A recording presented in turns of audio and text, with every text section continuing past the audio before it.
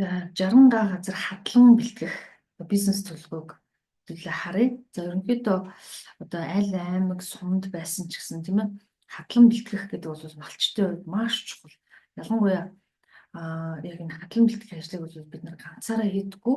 За ихэвчлэн одоо тухайн одоо багийн иргэдч байдаг юм уу те нийлж хийж иж одоо нэлээд одоо тоног төхөөрөмжөөр тухайн ажлыг бол хамжуулдаг байгаа. За тэгэхээр энэ жижиг төлөвлөрийн төсөл төр бол бас энэ хадлан бэлтгэх одоо ийм одоо төсөл бас өгч болдог.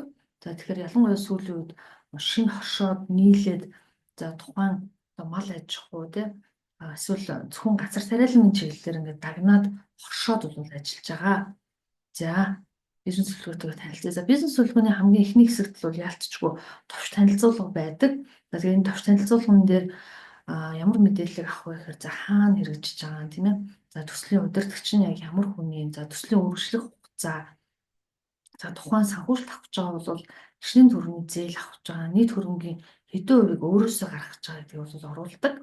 За энэ дээр төслөржих хугацааг бол хугацаагүй гэж бичих нь бол буруу.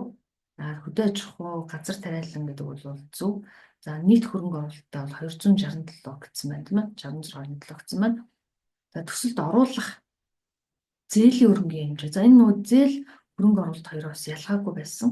За нийт энэ боловч тийм ээ. За өөрөөсөө хэдийн санхүүжүүлэгч одоо хөрөнгө оруулагч талаас хэдвэ гэдгийг ялгаж өгөх хэрэгтэй. За энэ дээр шууд үр дүн гүцсэн байна. Энэ дээр бол болж игэл зорилго. За тэгээд зорилт үр дүн гэдэг зорилгоо ядаж бичвэл зүгээрээ. За орон нутгийн малчид бага үнэтэй чанартай байгалийн хадлан тээврийн зарлах уяат нөхцөлөөр авна гэж. За энэ бол аливаа бизнесийн гол зорилго бол ашиг олох явдал байдаг. Тэгэхээр одоо бага үнэтэй тээврийн зардлахгүй гэдэг бол хөрөнгө оруулагч талд бол тийм ч оновчтой биш байх гэж бодож байна. Хэрвээ энэ төлөвлөгөө маань одоо нийгэмд чиглэсэн за эсвэл тухайн малчтыг одоо дэмжигч гэдэг юм уу тийм ийм байсан бол энэ үг бол илүү үр дүнтэй хасан гэж бодож байна. За энэ төслийн агуулгын хувьд бол нийт одоо 4 одоо бүлэгт хуваагдаж байна. За ерөнхий хэсэгт нь бол төсөл хэрэгжүүлэгчийн танилцуулга, за төслийн үндэслэл, зорилго, үр дүн, төслийн үйл ажиллагаа. За энэ бол болж байна. За зах зээлийн судалгаа. За ер нь энэ загвараар бас хүмүүс төсөлж байгаа. Тэгээд би ч гэсэн өөрт нь одоо та YouTube сувгийн маань үзэх юм бол за энэ төслийн яг энэ төслийн загварыг бас тайлбарлагдсан байна.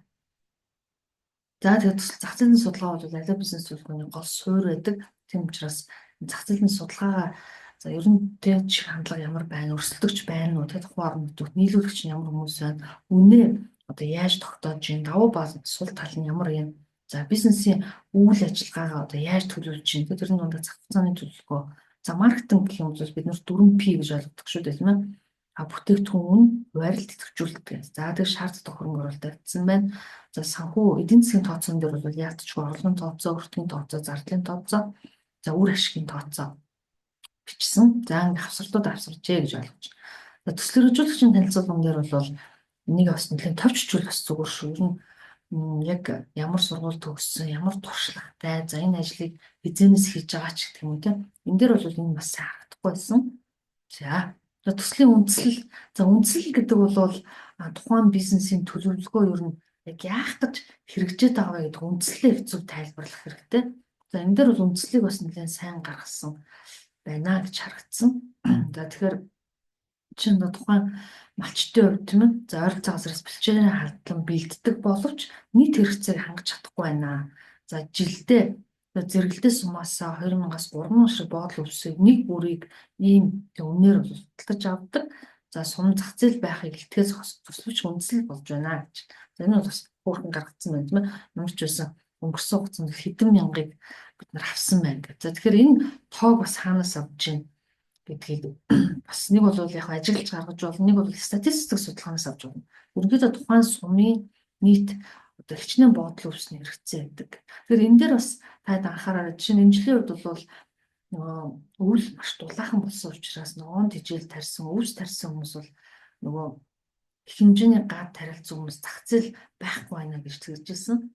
Тэгэхээр яг өмнөх жил ийм байсан ч гэсэн энэ жил бас ямар байх вэ гэдгийг нэг цаг агаарын нөхцөл байдлыг харчвал бас зүгээр мүү гэж бодсон. Тэгэхээр энэ дээр За тэгээ зуншлын байдал бол ийм байна. За гэсэн мэдээллийг бол бас оруулсан байна. За за ингээд ерөнхийдөө нэг төслийн үндслийг бол нэлийн бодит байдалтай уялдуулж тодорхой хэмжээр гаргажээ гэж харагдаж байна. Тэгэхээр энэ бизнес төлөвлөгөө бол 200 сая, ер нь 200 сая төгрөг өртөгтэй төсөл байгаа. Тэгэхээр ер нь бол санхүүжлийн хэмжээ өсөхийн хэрээр тухайн бизнес төлөвлөгөө маш сайн байх хэрэгтэй. Хэрвээ санхүүжил бага байх юм бол нөгөө төсөл чинь тэр хэмжээгээр төвчөөдөг шүү дээ, тийм ээ. За төслийн зорилго дээр бол тухайн санхүүжилтээ авснаар яг юу хийх гээд байгаа вэ гэдгийг 2-3 тэ за нэг өгүүлбэр ч юм уу одоо багтаах хэрэгтэй байдаг. За энийг харъя л да. Өрхийн аж ахуй эрхлэх хадламжийн салаатай болох сум орон нутгийн малчлалд хямд чанартай тээврийн зардал шингээг өвс нийлүүлэх сум орон нутгийн хадгалт дэжилийн нөөцийг хангахад оршино гэж. За хямд мөртлөө чанартай тээврийн зардал шингээгүй гэдэг байгаа байхгүй юу? Тэгэхээр энэ маань одоо яг ашиг харж байгаа төсөл. Гэхдээ хямд гэдэг нь яг өөртөө бас ашигтай авахгүй бол учиргүй хямд хичээд зээлээ төлж чадахгүй бол бас болохгүй шүү дээ, тийм ээ. Тэгэхээр яг оронд нь бол одоо анх нөө ярьжсэн шүү дээ, төслийн үндсэл дээр жил болгоно л одоо ингээд нөөц дутагддаг, гадны сундаас авдаг. Тэгэхээр аль болохоор одоо өөрсдөө тийм ээ орон нутгад ажлын байр нэмэгдүүлэх, орон нутагт хангалтайгүй байгаа энэ хэрэгцээг хангах одоо ийм зорилгоор гэсэн ийм өгүүлбэрийг оруулсан бол зүгээр хэлсэн юм уу? За төслийн зорилт бол тухайн зорилгод хүрэх алхмуудыг хэлдэг байгаа. За тэгэхээр энэ за санхүүгийн асуудлыг бүрэн шийдвэрлэх гэж. За энэ бол яг юу авах гээд байгаа гэдэг нь бас тодорхой биш байсан тийм ээ. За юу хойно бол гарах бах. Яг нэг санхүүжилттэй хоног хөрөмж авах гээд байгаа юм уу? Эсвэл газар авах гээд байгаа юм уу? Тэ эсвэл үр өрсөлдөө авах гээд байгаа юм уу? Тодорхой биш байна. За ажлын байр нэмэгдүүлж хоног хөрөмжөөр хангах. За энэ дэр жоохон бичсэн байна. Тэгээд ажлын байр нэмэгдүүлж гэдэг нь болохоор бас яг хэд гэдэг нь тодорхой биш байна. Хэдүүн хангах гэдэг одоо хэд байгаа тийм ээ. Хэрэглэгчээр хэрэгцээ хатлан жилдээ тэр өөрөө өөрчлөлт захиалах хэрэгтэй бол. За тэгэхээр энэ бас хэмжигдэхүүц байх хэрэгтэй. Ер нь бол бид нар нөгөө аливаа зорилго зорилж смарт шалгуурыг хангасан байх хэрэгтэй буюу тодорхой цаг хугацаатай хэмжигдэхүүц бодиттой байх хэрэгтэй шүү дээ тийм ээ. Тэр хэдэн хувийг хангах гэдэг гэдгийг бас бичвэл зүгээр. Энэ бол ерөнхийд нь бичсэн ба шүү дээ. Тээвэрлэлт уян хатан бүцэгтэй байх. Энэ нь одоо бас яг юу гэж хэлсэн бэ? За бүл хүч муу малчтай захиалга авч хадлан бэлтгэх гэрээтэй ажил гэсэн байна. За үр дүн хадлан дижээл бэлтгэх хүчин чадал бэлтгэж. За хэний хүчин чадал бэлтгэж гин бас тодорхойгүй. За ажлын байртаа болсноор үйлчлэгчтэй орлого нэмэгдэнэ. Энэ бас тодорхойгүй. Ерөөсө барьж авах бодиттой зүйл алгадаг хэдэн ажлын байр бий болох гэдэг. Үйлчлэгчийн тоо хэд болж нэмэгдэх гэдэг орлого одоо хэдэн хувиар нэмэгдэх гэдэг тодорхойгүй байна. Хэрэглэгчд хэрэгцээ төвсийг хямд үнээр уян хатан үздэг. Нийлэн хямд үн уян хатан гэсэн юм яриад байгаа. Тэгэхээр одоо бага зах зээлийн хүмүүс хэдэн хувиар хямд гэдэг нь бас мэддэхгүй байна.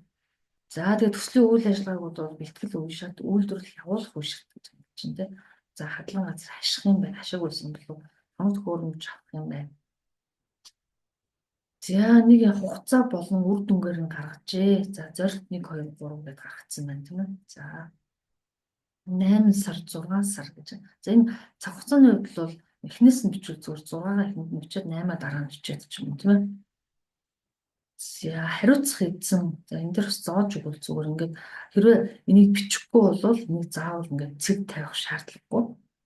За зах зээлийн судалгаа. За 4-р багт хэдэн өрх хэдэн тоо малтай байна. За ингэж юм тий. За энийг их усрыг нь бас дурдж өгөх хэрэгтэй шүү. Одоо энэ хүн зохиогоод байгаа юм уу? Эсвэл статистикаас авсан юм уу гэдэг бас мэддэхгүй байна. За хэрэглэгчийг өөртөө татах түүхэн албан байгууллага юм байна гэж. За энэ болохоор хэрэглэгч нь яг хэд байсан. Энэ бас тодорхойгүй. Ер нь бол аливаа бизнесийн гол зорилго чинь хэрэглэгчдэд хэрэгцээтэй бараа бүтээгдэхүүн хүргэх гээд байгаа шүү дээ. Хэрэглэгчийн асуудал шийдэх гээд байгаа. Тэгэхээр хэдэн хэрэглэгч байгаа, хэдэн хувийг хангах вэ гэдэг нь бас тодорхойгүй харагдаж байна.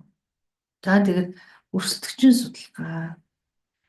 За хоршоод өрсөлдөөн байснаар бүтээгдэхүүн чанар сайжрах боломж бий болдгоо. Манай сувгийн хувьд өвс нийлүүлж байна. За бид хадлагын салаар арчимжуулж бэлтгэх хувирлтаар онцгойл анхаарах хэрэгтэй. За энэ дэр нөгөө өрсөлдөгч нь ямар газар байгаа. Энэ дэр бол ганцхан ийм хоршоо байна. Тэдэн бодол өвс нийлүүлж байна. За ийм сумаас хичнээн нэг худалдаа авч ийн гэсэн юм харагдаж байна. Тэг болж үл нэг хөснөлтөнд оруулах зүгээр шүү. За манай сумууд тэр байгаа. За нөгөө сумын хувьд хэн байгаа тэр хэдийг хийж байгаа нөгөөт нь хэдийг хийж байгаа манайх хэдийг хийдэг. За эндээс л бол нөгөө хин хэдэн хувийн зах зээлийг хангадаг байх гэдэг. Тэр жижигхэн сум дээр бол тоосгод амархан шүү дээ. Айлгууд хэд байна, хэдийг авдаг юм. Тухайн сумд хэд байгаа. Манайх орох юм бол хэдэн хувийг хангах юм.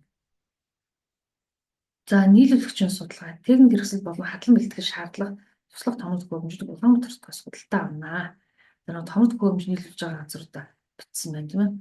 За бараа материал орцсон удирдал нэг удаа татан нөөцөж байхад төлөвлөсөн бөгөөд томд хөрөмж дутагдал хоргодол багаар байхаар ажиллаж.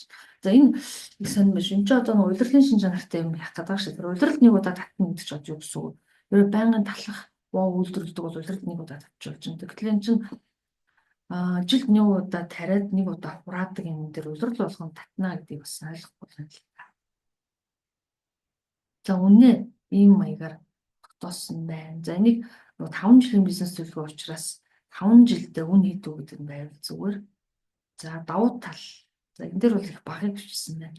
Хідэн давуу талтай юм. За өөрөөр малчин тул малд ашиг шинтэй өвс тухайлбал царгасыг байгалийн хатланд тохиолж тарил. За энэ бол боломж.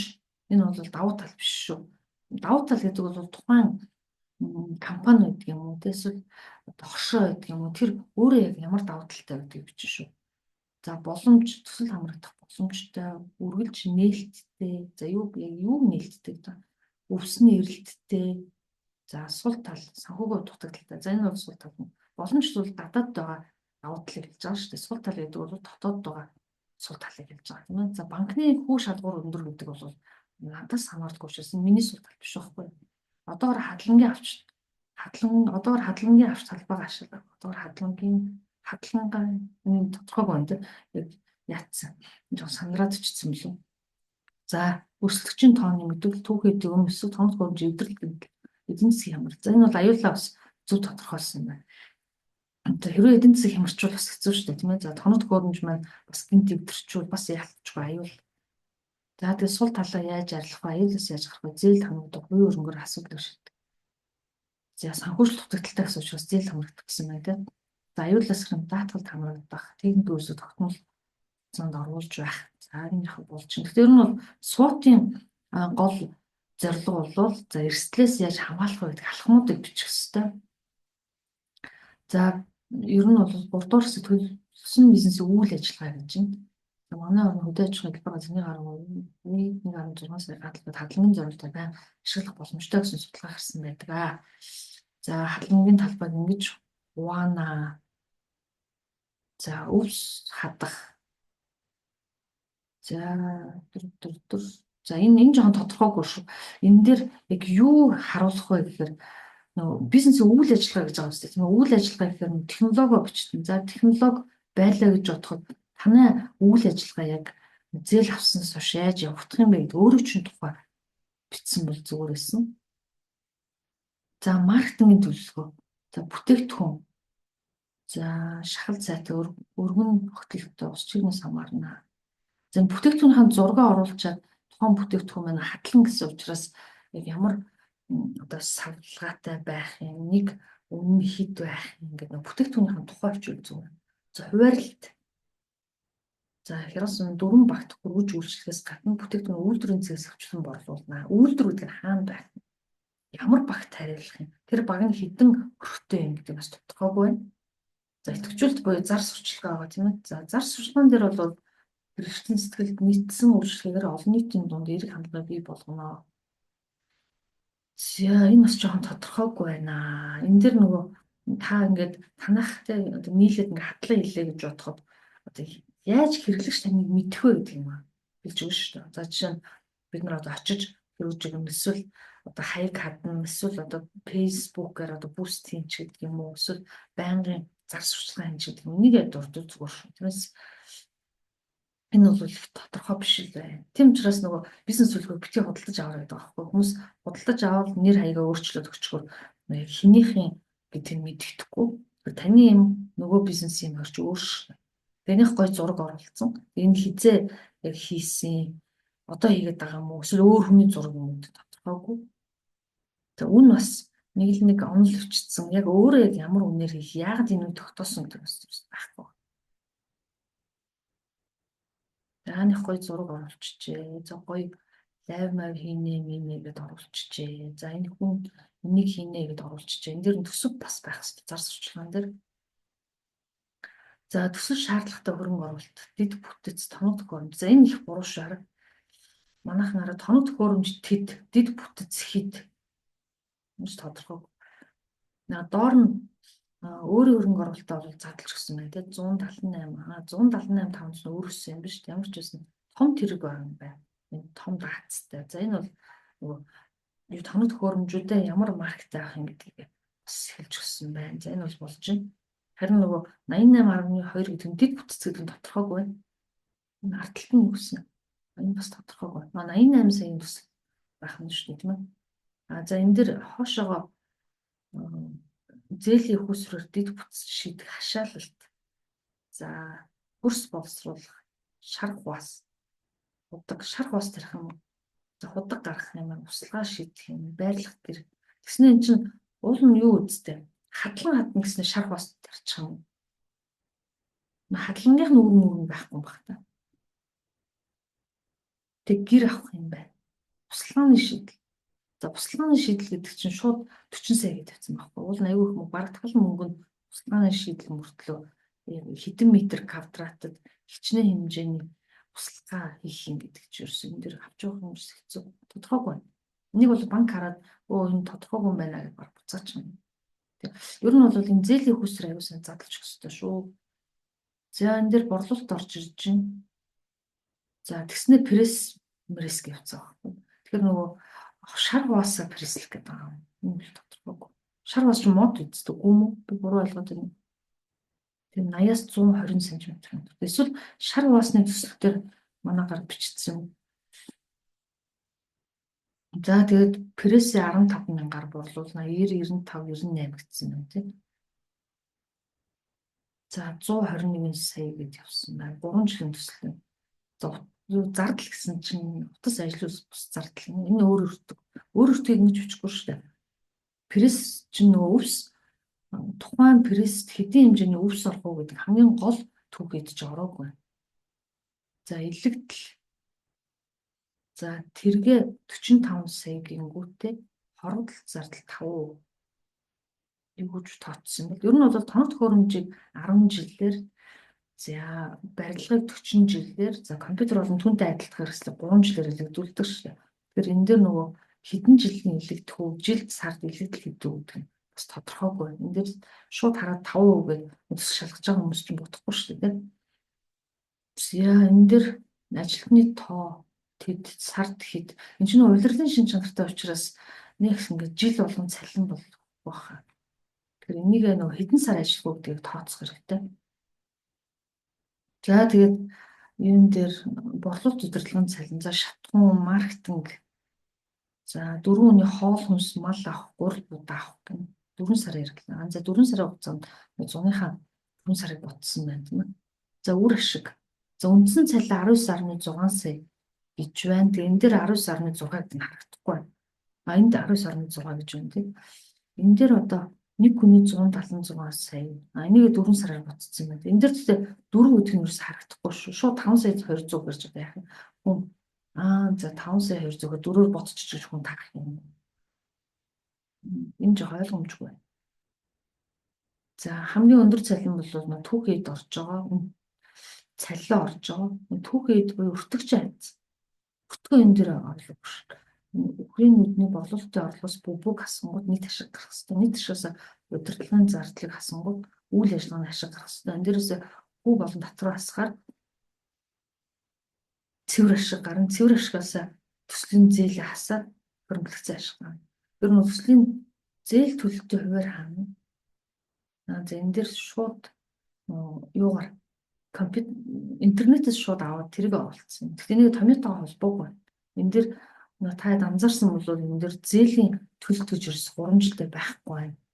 Зээлийн хүүгийн төлөлт гэж бас энэ дээр шууд 36 гэвчсэн байна. Энийг хэрвээ ингэж зээл гэж хүү зээл гэж салгаж байгаа бол яг хүүгээрээ салгаад зээлээр салгах хэрэгтэй. За тэгээд тайлбар энэхүү бизнес төлөв хэрэгжүүл үйл ажиллагааны төлөвийн дагуу явуулахад орлогоо зардлууд болон зээлийн төлөвлөлт 30 сарын дотор цаашид орлоготой ажиллаж доктортой явуулах хадгаламжийн албаа бүрэн хаших боломжтой болох мөнгө бизнес эцсийн үр дүнд бэлэн мөнгөний эргэлттэй болж уг үйлчлэгээ тогтмол явуулах боломжоор хангалттай хүрхийн амьдралыг хүлээжлүүлж бизнесийг цааш өргөжүүлэн төлөх боломжтой юм аа. Заримчсан бусад бизнес төлөвлөгөөг бодвол дүгнэлт төвчсөн байна тийм ээ. Тэгэхээр энэ дүгнэлт нь жоохон түүхэлэн л та. Энд дээр хэдэн хүн ажлын байраар хангалттай жилдээ хэдэн төгрөгийн орлоготой зардалтай ажиллахын үр ашиг нь ямар байх нь анхны хөрөнгө оруулалтаа хэдэн жилийн дотор нөхөх юм ингээд өөр зүйлүүд бас оруулж өгвөл зүгээрээ. За ингээд энэ удаагийнхаа төлөвлөгөөр за малчдад зориулсан тийм ээ хадлан тарих.